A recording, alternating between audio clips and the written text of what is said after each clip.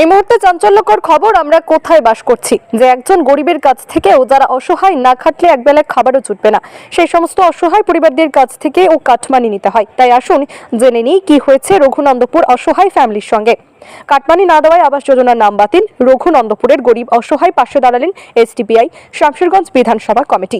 শামশেরগঞ্জের রঘুনন্দপুর গ্রামে আবাস যোজনাকে ঘিরে উঠে এলো গুরুতর অভিযোগ শাসক দলের মেম্বার ও বুথ সভাপতিকে কাটমানি দিতে না পারে একের পর এক গরিব ও অসহায় পরিবারের নামে কেটে দেওয়া হয়েছে আবাস যোজনা তালিকা থেকে। ফলে প্রকৃত যোগ্য হয়েও ঘরের টাকা থেকে বঞ্চিত হচ্ছেন গ্রামের বহু দরিদ্র পরিবার। স্থানীয়দের অভিযোগ অনুযায়ী রঘুনন্দপুরের প্রায় 30 থেকে 40টি পরিবার চরম অসহায় অবস্থায় দিন কাটাচ্ছেন, যারা আবাস যোজনার সমস্ত যোগ্যতা পূরণ করার পরেও শুধুমাত্র টাকা দিতে না পারার কারণে তালিকা থেকে বাদ পড়েছেন। এমনকি অভিযোগ উঠছে, এক অসহায় পরিবারের কাছে টাকা দাবি করা হলে তারা দিতে অস্বীকার করায় বুথ সভাপতির বিরুদ্ধে মারধরের ঘটনাও ঘটে। এই পরিস্থিতিতে অসহায় মানুষের পাশে দাঁড়াতে রঘুনন্দপুরে পৌঁছান এসডিপিআই শামশেরগঞ্জের বিধানসভা কমিটির নেতৃবৃন্দ। এদিন গ্রামের একাধিক বঞ্চিত পরিবারের সঙ্গে কথা বলেন এসডিপিআই ব্লক সভাপতি আলাউদ্দিন শেখ ও ব্লক সেক্রেটারি নুরুল ইসলাম। তারা ক্ষতিগ্রস্ত পরিবারগুলিকে সব রকম সহযোগিতার আশ্বাস দেন এবং ন্যায় বিচার না পাওয়া পর্যন্ত আন্দোলন চালিয়ে যাওয়ার বার্তা দেন। এসডিপিআই ব্লক সভাপতি আলাউদ্দিন শেখ স্পষ্ট ভাষায় জানান, যারা প্রকৃতপক্ষে আবাস যোজনার ঘরের টাকা পাওয়ার যোগ্য অথচ এখনো পাননি, তাদের অবিলম্বে ঘরের টাকা পাইয়ে দিতে হবে। পাশাপাশি অভিযোগ ওঠা বুথ সভাপতি যাদের কাছ থেকে টাকা নিয়েছেন তাদের সেই টাকা ফেরত দিতে হবে, অন্যথায় আগামী দিনে বিডিও অফিসে ধর্ণা ও বৃহত্তর আন্দোলনের নামবে এসডিপিআই, কথা স্পষ্ট করে জানানো হয়। অন্যদিকে আরও চাঞ্চল্যকর অভিযোগ উঠে এসেছে, রঘুনন্দপুরের ওই অভিযুক্ত বুথ সভাপতি নিজস্ব দোতলা বাড়ি থাকা সত্ত্বেও তিনি নাকি দুবার আবাস যোজনার ঘরের টাকা পেয়েছেন, অথচ যারা সত্যিকারের গৃহহীন ও দরিদ্র তারা আজও কাটমানি দিতে না পারার কারণে সরকারি সুবিধা থেকে বঞ্চিত। এই বৈষম্য ও দুর্নীতিতে তীব্র ক্ষোভ প্রকাশ করেছেন গ্রামবাসীরা। পুরো ঘটনাকে কেন্দ্র করে এলাকায় চরম উত্তেজনা তৈরি হয়েছে। এখন দেখার বিষয়, শাসক দলের নেতৃত্ব এই গুরুতর অভিযোগের বিরুদ্ধে কত দ্রুত কঠোর পদক্ষেপ নেয়। শামশেরগঞ্জ থেকে আবু হাসনাতের রিপোর্ট, কলকাতা টাইম 24। না পাননি, ও টাকা চাপ দিয়েছিল, টাকা চেয়েছিল 5,000 টাকা।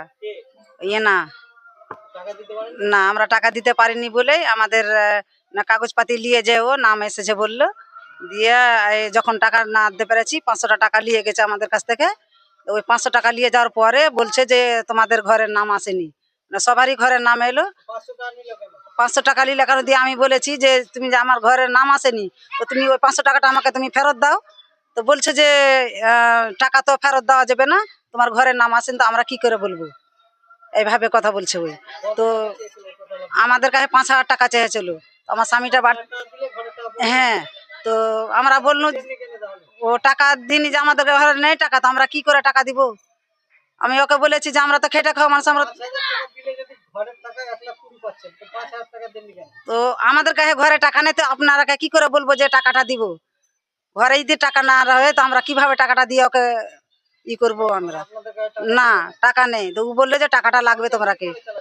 ওই যে ছেলে পেলে বেড়ি সেড়ি বানিয়ে আর খাই, আর বেটা ছেলেটাও কোনো ই লয়, সোজা ধরনের ছেলেটা খাটতে পারে না ভালো করে, তো ওই ভাঙাচুরা ঘরই আছি আমরা। বিডিও অফিস যাইনি, বিডিও অফিস যাবো বলুন তো কইছে যে বিডিও অফিসে যায় কোনো কাজ দিবে না, ওই না কয়েছে যে ঘরের নাম আসেন তো কি করে তোকে ঘরে টাকা দিব। আমার নাম জাহানারা বিবি, রঘুনন্দনপুর। বিষয়টা হচ্ছে যে আমরা ইতিমধ্যে একটা সার্ভে করেছি টোটাল শামশেরগঞ্জে। তাতে আমরা দেখতে পাচ্ছি যে এই যে বাড়ি করার যে টাকা শামশেরগঞ্জের প্রত্যেকটা অঞ্চলে এবং পৌরসভায় প্রত্যেকটা তৃণমূলের মেম্বার, বুথ সভাপতি, অঞ্চল সভাপতি প্রত্যেকেই এই টাকা নেওয়ার ঘুষে, মানে বাড়ি করার টাকা নেওয়ার ঘুষে জড়িত আর কি।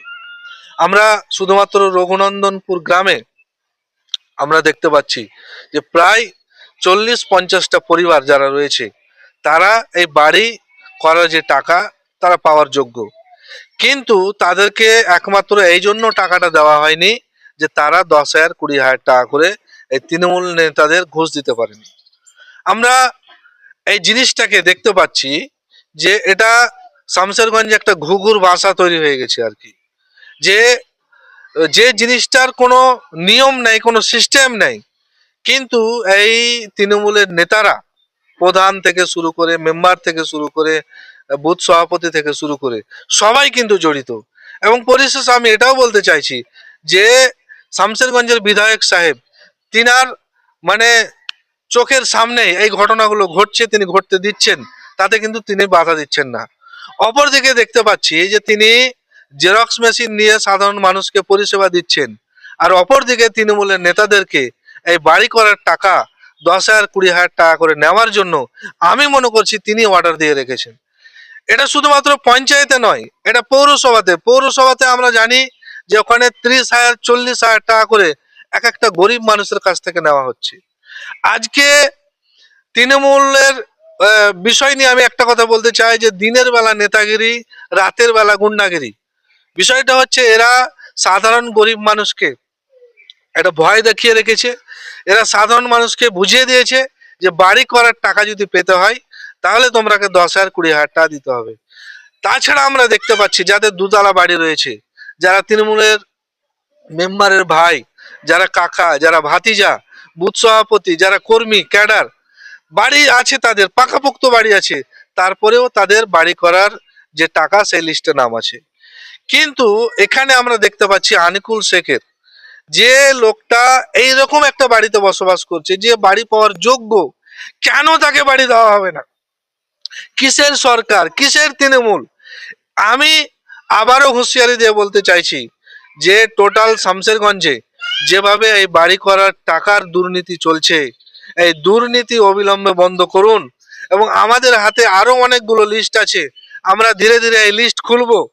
আমরা শামশেরগঞ্জে তৃণমূলের যে উলঙ্গ চিত্র রয়েছে, যে দুর্নীতি রয়েছে, যে গুন্ডাগিরি রয়েছে, আমরা একে একে ফাঁস করব এবং শামশেরগঞ্জের মানুষকে দেখাবো, শামশেরগঞ্জের মানুষকে জানাবো যে এরা ওপর সাধারণ মানুষের সাথে ভালো ব্যবহার করে, কিন্তু ভেতরে ভেতরে প্রত্যেকটা মানুষের কাছ থেকে এরা জোর জবরদস্তি টাকা আদায় করে। যদি কেউ টাকা না দেয়, এই আনিকুলের মতো মেরে তাকে বাড়িতে বিছানায় ফেলে রাখবে, তাকে মার্ডার করার চেষ্টা করবে, তার হাত পা ভেঙে তাকে পঙ্গু করে দিবে। আমি এই বিষয় নিয়ে লাস্ট কথা বলতে চাই যে শামশেরগঞ্জে যারা এইরকম ক্রিমিনাল লোক আছে তারা সাবধান হয়ে যাও। 2026-এ যে ইলেকশন আছে, এই ইলেকশনে তৃণমূলকে কিন্তু শামশেরগঞ্জের মানুষই আবার উলঙ্গ করে ছাড়বে।